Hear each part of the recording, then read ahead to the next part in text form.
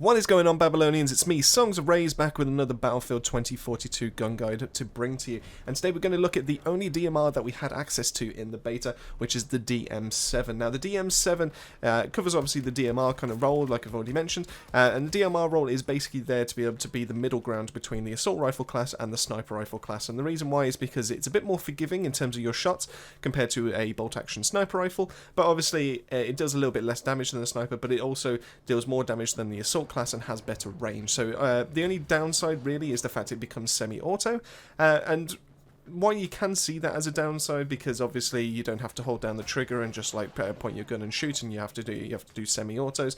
It actually does help out a little bit with the recoil, so it actually is able to make you be able to hit those shots at longer ranges. And we're going to get into the recoil plots with this one. It does have a bit. It's a bit strange. It's very easy to kind of manage, and once you know what you're doing. But obviously, let's get into the stats. Let's find out why the DM7 is such a good gun. Now, if you haven't already, make sure you've hit that subscribe button and make sure you've hit that like button. It really does help the channel out a ton, and it really lets us know that you're interested in these gun guides going forward, and this is some kind of content that you're interested in the channel when we start bringing those going forward. We are also looking to be able to do some Battlefield Portal, obviously when the game does drop in November, and there's also a few of the fun and funky ideas we want to do, but the gun guides are going to be the first place as to where it's at, and we're going to smash those out. So if you're interested, make sure you hit that like and subscribe button and let us know. Alright, so really, what does the DMR really have going for it? Like I mentioned, it has some nice range. The recoil is kind of on the easy side to be able to manage, and that's mainly due to the fact it's semi-auto in nature, but also the actual recoil plot, which you're going to see in some of the footage in a second. It does have some very kind of like low stats, and obviously it does reward your accuracy, and this you'll get to see this in the time to kill when I go through those stats in a second, but if you're purely hitting body shots up close, you will get outgunned by pretty much most of the guns that are in this game. Just due to how the time to kill kind of works, it's just kind of a little bit slower. Obviously, if you're able to catch your enemy off guard, you might still be able to win that firefight, but technically, if you both pulled the trigger at the exact same time, you would lose every single firefight when it comes to close range. Now, when it comes to longer ranges, that would be a bit easier, would be a bit better, it would actually work out in your favour.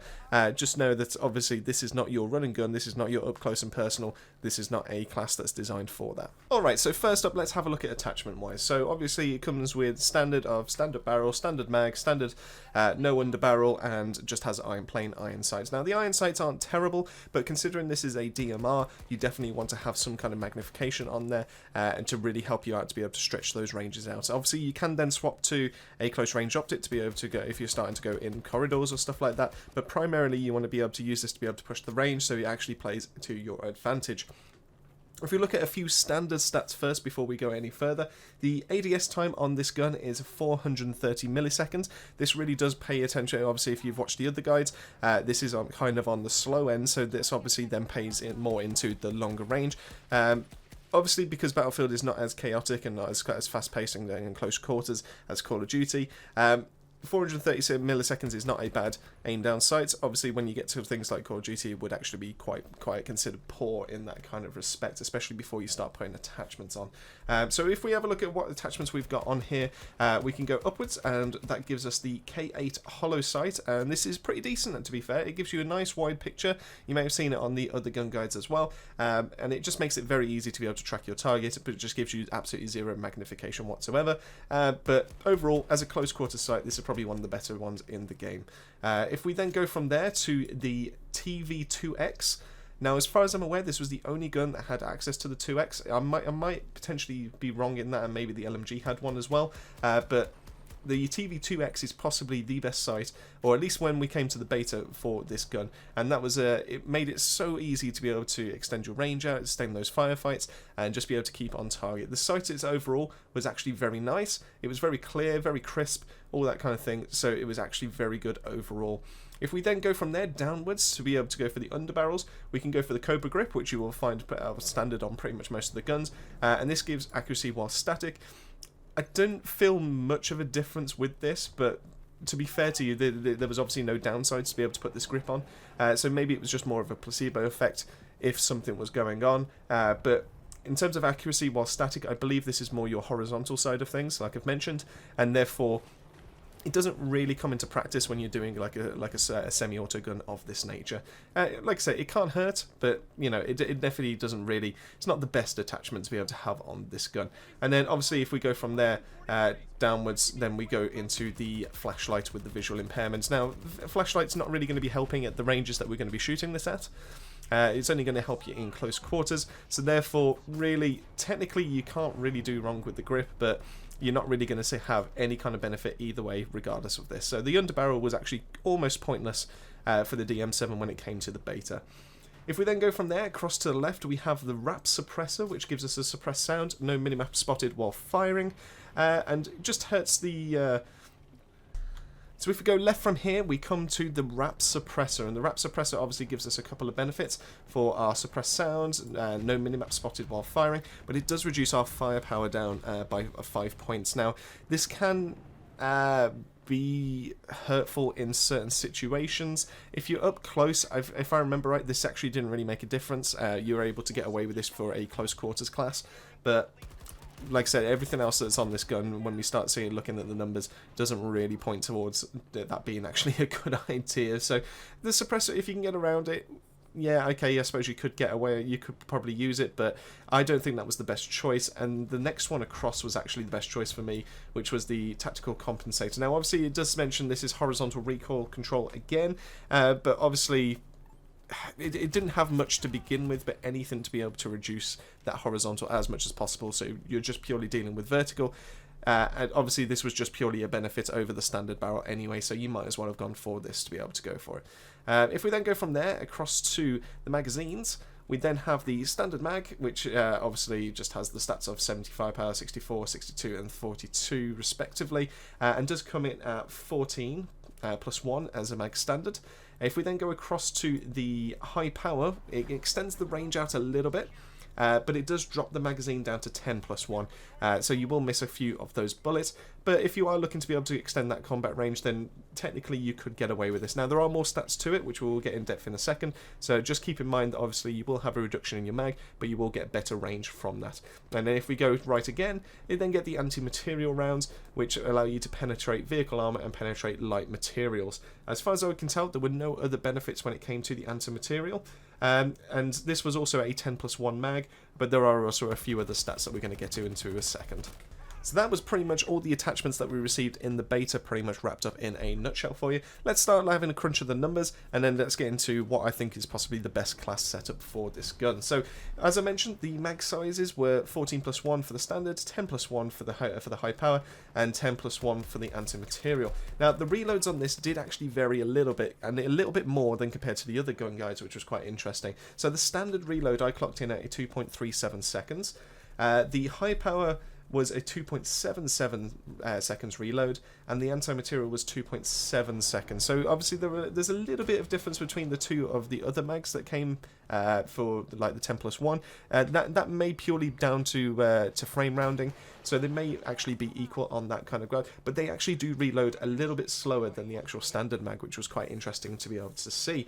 If we actually have a look at the rounds per minute, so we can actually look at the rate of fire of these mags, because it does actually change in that regard as well. So when it came to the standard mag, you're getting around about a rate of fire of around about 327 rounds per minute. That's what I got it clocked in at. And when we started moving to the high power, this actually dropped down to 290 rounds per minute.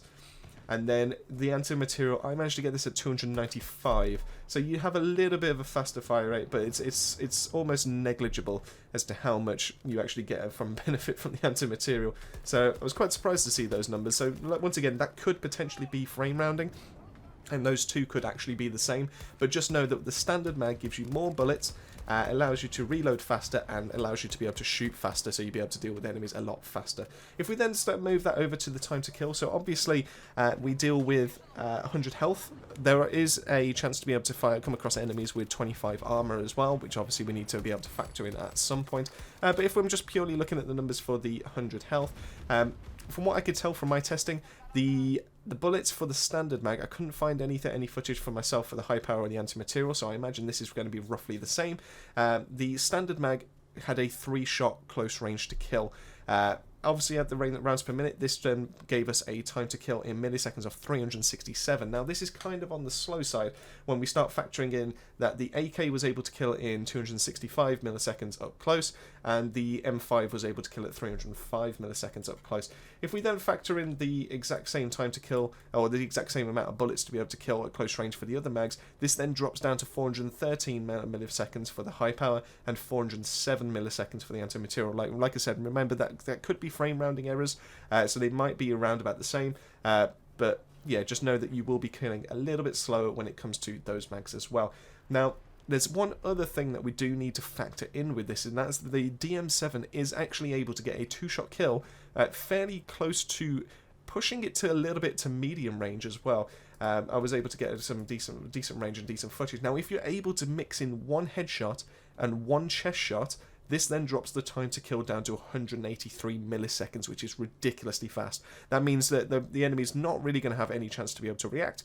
That means they're not going to be able to do anything to be able to counter you. And obviously that just means that you've only got to hit. And the recoil really makes this easy to be able to actually achieve this, which obviously you'll have seen in the recoil plots in the background as well, because it is just pure vertical. You can spam that, aim for the chest kind of area, aim for where the pectorals are, and then that second shot should actually ricochet, or cause that recoil, not ricochet, but cause the recoil to be able to go straight for the head. And that 2-shot kill is 1, satisfying, and 2, so goddamn quick that you'll be able to win almost every single firefight that you come up against. Now, unfortunately, because it was a beta, I wasn't able to be able to test every single thing now with what I wanted to, because I wasn't able to get like a second person in on the same match. I wasn't able to arrange any kind of like meetup to be able to like test out the ranges. So that's purely all I have for you right now. But what we will do is, as soon as the game drops, we will be going into all of the ammo conversions. We will go into all of the ranges to just be able to test out all the damage, and we'll be able to get you some proper hardcore facts as to how these guns actually function, and especially that range as well, because I'm curious as to how far we can actually push that out to, where we can get a 2-shot kill with this DM7, because that is so good. And as long as you can, it really does reward your accuracy. So as long as you can hit your shots, technically the DM7 is going to be one of the better guns that's actually out there on the battlefield. Now, if I was just purely looking at the attachments that we were given for the beta, then in terms of the best class setup that you could possibly go for is the 2x sight, the standard mag, the Cobra Grip, and then the Compensator, which obviously then tightens up your the vertical recoil. This should purely, theoretically, as long as you're standing still, mean that none of your bullets will deviate left or right. It will just become pure vertical, and obviously that will be able to help you with hitting those headshots, especially when you start aiming for the chest. I did find that DM7 was very fun to be able to mess around with, but it wasn't really competitive as soon as you started facing multiple opponents. As long as you can hit your shots, and you should be able to win one-on-one and gunfights, but when it comes to obviously Battlefield being a 64 by v64, unless you're positioning yourself quite well, you won't essentially be able to get multiple kills over and over again. Not in the same way that you will be able to with the full auto assault rifle, and obviously it's just so much easier to be able to get a kill with those kind of things. So just keep that in mind, that obviously this is a specific play style, but the DM7 can get work done as long as you are accurate. And that wraps up the gun guide for the DM7 DMR Marksman Rifle. Overall, it is a very good gun, but only rewards those that are accurate and take the time to be able to master it. In terms of, if you were to be able to, if you were fairly new to this game, if you were just trying to get started in Battlefield, I would highly recommend that you steer clear of this gun for the time being.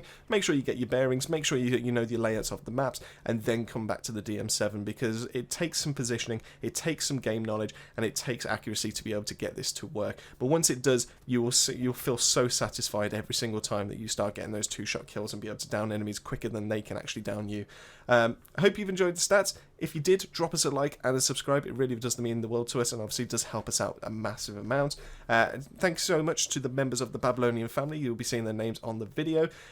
If you are interested to be able to get your name up on the video and be able to support us a little bit more, then make sure you click that join button that's down next to the subscribe button. It literally is as simple as 99p a month, and obviously just lets us know that you really do enjoy our content, and it gets thrown straight back into the community. As always, keep yourself safe, keep yourself well, and I'll see you all on that next video.